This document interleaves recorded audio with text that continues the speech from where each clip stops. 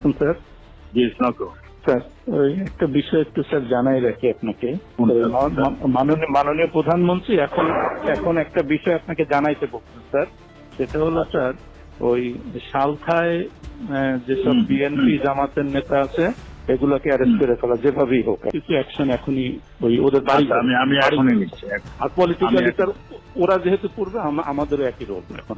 ওকে ঠিক আছে। From your intelligence source যে এরপরে যদি কোনো AC land office, UNO office, থানা বা এই জাতীয় কোনো আক্রমণ হয় তাহলে বিএনপি জামাত এবং হেফাজতের ওই নেতাদের বাড়িতে আক্রমণ হয়। যে সকল ভূমি অফিসে জমির রেজিস্ট্রি দলিলপত্র যেগুলা এই হেফাজত জামাত নষ্ট করবে, একইভাবে তারা কিন্তু ওই তাদের জমি জমা আর পাবে না, জমি জমা হিসাব দলিলপত্র তারা পাবে না বা রেকর্ডপত্র আমরা আর দেবো না। পলিটিক্যালি লোকালি রিয়েক্ট করা, মানে আমাদের ভাঙলে তাদেরও ভাঙবে।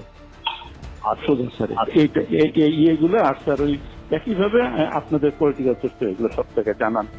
এই সার চাচ্ছে যে সালটায় যেভাবে হোক বেশ কিছু অ্যারেস্ট হয়ে যায় বাড়ি করে। আমি আচ্ছা আরেকটা জিনিস ওনার সঙ্গে আমি কি ওই যে ইসের চার্জশিট আজকে হচ্ছে সাফি হুজুরের যে হত্যা, স্যার এখানে মামুনের সংশ্লিষ্টটা আমরা এটা খুঁজে পাইনি, কিন্তু বাবুনগরীরটা পাওয়া গেছে।